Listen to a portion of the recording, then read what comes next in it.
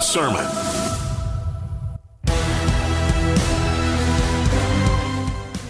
Last Sunday may have not seen the New Orleans Saints play some football, but there was a massive news story, of course, dropped by Ross Dellinger of Sports Illustrated. You know the story. You know what's going on with this. But Ed Orgeron, in case you've been living under a rock, he's out at the end of the season. He's no longer going to be the head coach at LSU after the 2021 season. Interesting they let him play it out and go ahead, and once the season's done, he's going to go ahead and sign off one final time and say go Tigers for the last time as a head coach. So now he's moving on after a tumultuous last couple of seasons that was marred by some off-the-field stuff. Not really going to get into that. Some underperforming, 5-5 last year. And I mentioned at the beginning of the year, and people probably poo-pooed this, if I'm not mistaken, 8-4 I had to begin the season was the floor for LSU. That floor has dropped out. I think, honestly, you've got a good big win over Florida to avoid dropping to 3-4. But I'm not sure it's going to be as easy of a road the rest of the way. You've got Ole Miss today. That's not necessarily a guaranteed win. You've got Alabama. You've got Arkansas. Arkansas, they dropped off a little bit, but they've looked better than they have in the past few years. So the Razorbacks, you can't overlook them. Texas A&M, they are a much better team, and they've been able to actually win ball games against you. This isn't the certified checkmark win. So 8-4, that bottom dropped out long ago anyways. So he's going to be getting paid big bucks. You don't have to worry about him, dealing with the daily stresses of coaching and recruiting. And he'll be largely an ambassador for LSU, which is a great thing for him. Now the $1 million question is, who will be the next head coach of the Tigers? There's a lot of names and coaches out there ripe for the picking. This is a lot better of an opportunity than I'd say probably during that 2016 coaching search. Hell, even the 2015, the attempt to go get a Jimbo Fisher to come over from Florida State to LSU. Now he's at A&M, and I feel like I'm just going to put it out on Front Street. You're not getting Jimbo Fisher. You're not getting Dabo Swinney. Don't even believe that's going to be a thing that happens. Those two guys are perfectly fine where they're at because they're making plenty of bank, number one. Number two, in the case of Dabo, he ain't going anywhere. Dabo Swinney is absolutely loving life because he's in a weak conference in the ACC. So I've got 4 coaches that I think you need to talk to and make them say no. Back of the Brinks truck and make them say, hey, make that decision to stay at their current job tough. No particular order, and again, this is solely my opinion. I'm sure a lot of you might agree with these. The first one, let's go out right out the gate and call it. Call it Homer Radio. Call it Homer Radio. Bottom line is, Billy Napier is the first person you need to talk to. Make that trip across the basin or get him to come over or have him on Zoom call, however you're going to do it. But have that conversation. Cajuns fans earmuff. I think either way, by the end of the season, he could very well be gone. If he manages to parlay this season into something special, there's no way he doesn't pass up an opportunity to be a head coach somewhere at a strong Power 5 conference. At least that's just my opinion. But Billy Napier is at the top of the list. Why exactly? The biggest pro is he's learned under the learning tree of Nick Saban and Dabo Swinney, 2 guys that have won multiple national championships over the last couple of years. 2 straight 10-1 seasons. It looks like you're brewing for another 10-1 season. That is if you play your cards right and you play up to your competition, not play down to your competition. He's recruited extremely well, especially in the state of Louisiana. The big knock on him is obviously it's a group of 5 and it's the in-state thing, blah, blah, blah, blah, blah. I'll throw this out there. You see what he does with group of 5 level talent. You see what he does on the recruiting trail coaching a group of 5 program. Imagine what he could do for you as the head coach of the flagship that is LSU in the state of Louisiana. That would be a massive coup. We talk about building the fence. I think that fence could very well be built with a guy like Billy Napier leading the way. I don't think it's going to happen. In terms of likelihood, I'd probably say maybe a 25% chance of it happening, at best. I think the big thing is, does the LSU fan base want him? And number two, will they be like not proud, if you will, and not try and be too proud and say, hey, we don't want a guy from a Group of 5 program, especially the one down the road. I think they need to swallow their pride if they want to get a really good talent that's young. It's him. He's only coached Cajuns for 4 years, which is really the only knock I have on him. He's only been a head coach for 4 seasons. Meanwhile, another one. I think this one's probably, if I were to put it at the top of if I were to rank it 1 through 4, he's number 1. It's James Franklin. James Franklin is a guy I'd 100% talk to, and a lot of it is based off his track record. He's only had 1 losing season in his career as a head coach, and that was back in 2020. He has consistently put the Nittany Lions in the top 25 rankings a lot. And the Big Ten, to a certain extent, in terms of the toughest Power 5 conference, they have been number 2. You have the Ohio State, you have Michigan State. You got a lot of programs that are better in that conference. Iowa, heading into last weekend, was number 2 in the nation. If only they hadn't lost to Purdue. If you hadn't talked to your kids about undefeated Iowa, it's way too late. So for me, I think he's a guy that I would have put towards the tippy top of that list. And I have the fact that he's coached in the SEC before. He coached Vanderbilt.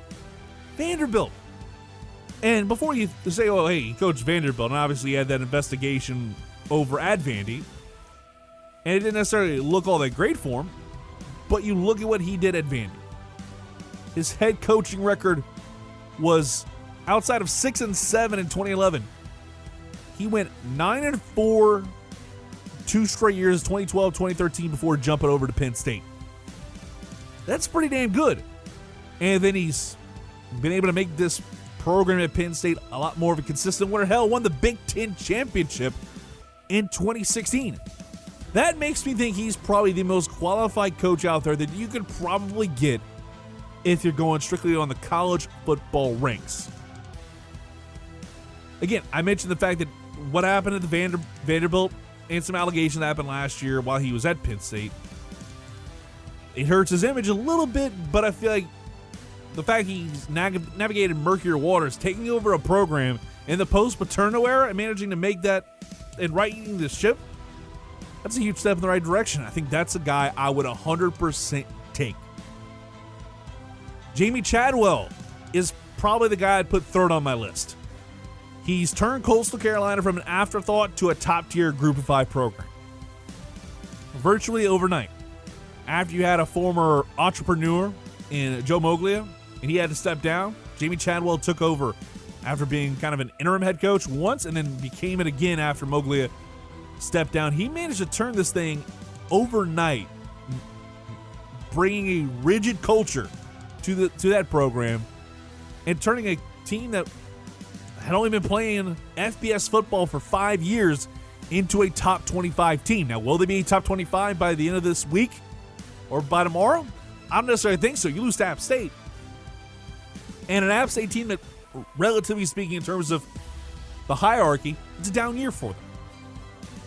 Because they lost to the Cajuns. I think that alone is a down year based off of their expectations over in beautiful Boone, North Carolina. But a lot like Billy Napier, and almost like less so, he has very little head coaching experience. He was a head coach 1 year, then he passed the reins down, then he was coach for a couple years now. And he's getting a lot of love because he's a hot name. He's a flashy name. He's a splash hire name we hear all the time. Little head coaching experience is the biggest con I have for him. The final one I'll throw out there is Mel Tucker. He's done a great job at Michigan State so far. Currently 7-0. They have a bye week this week. So Mel Tucker's definitely has a chance to be getting some calls this weekend, maybe in between meetings or in between practices. But Mel Tucker has had a really interesting career. He was an interim coach at Jacksonville in 2011. Not necessarily great, but then again, he's coaching a Jacksonville team in 2011 as an interim at 2-3. He coached Colorado for a year and was 5-7 with the Buffaloes. Fast forward 2 years later, he's got the team 7-0 and nationally ranked for the first time in what feels like a long time, because Michigan State football, based off of like my memory, it's been a hot minute, because I remember like early on in the college football playoff era, they were like actually halfway decent. They were really good. But turn around and now you've got an opportunity where Michigan State looks to be like a lot better. They're already bowl eligible because they started the season 6-0. But I think obviously they got bigger things on their mind. That said, the road is going to be a lot tougher. Yes, you are number 7 in the coaches poll, number 9 in the AP. But you've got the bulk of your schedule going forward is against extremely tough programs. Michigan next Saturday on Fox. Then you have Purdue, who just beat Iowa. Don't forget about that. Maryland might be the only game left on that schedule where you're not the underdog. And that's not a knock. I think it's just factual. You have Ohio State and you have Penn State. Those are the other two teams you'll face. And those two, without a doubt, will be top 10 teams.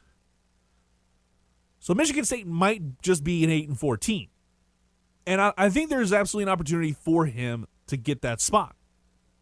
But I'm not necessarily sure that they go for it, because a lot like Jamie Chadwell, he has little coaching experiences. A lot of guys that have that flashy name, and Jamie Chadwell has had a lot of experience as a coach. I mean, he's been damn near everywhere. Like, you go look at his history book, it's impressive. Like, you go look at his resume, it's very good. He was a DB's coach back in 2000 at LSU under Nick Saban. He was at the Ohio State in the early 2000s as well, part of that national championship team in 03-04 season. Then he was an NFL coach as an assistant, then became an interim head coach for a cup of coffee with the Jaguars. Was DC for the Chicago Bears and went back to Alabama to coach with Nick Saban in 2015. Went to Georgia for a couple of years. So he has the pedigree of a grizzled young vet. I think he absolutely is one of those guys that's in there, that's in that conversation. And I feel like there's a few more that are in there, but those are my 4 that I really like, and I feel like they have to talk to them first.